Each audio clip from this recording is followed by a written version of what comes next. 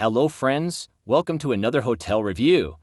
Today, we're standing in front of the Marjan International Hotel in Madinah, located in the heart of Madinah, Markaziya.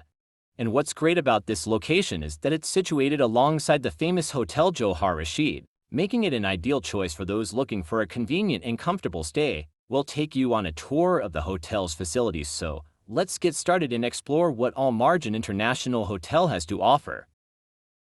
Let's step inside and explore the hotel's lobby and reception area. As we enter, you'll notice the lobby is elegantly designed, with a touch of modern flair. However, the reception area is somewhat compact compared to other hotels in the area. Despite its smaller size, the staff is friendly and efficient, making the check-in process smooth and hassle-free.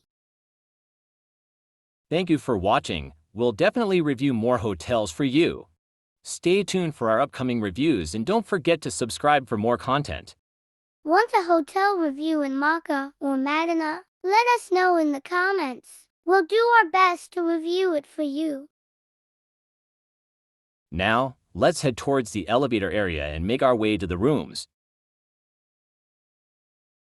Limited elevators might get crowded during peak times. What you think? Yes, you're right.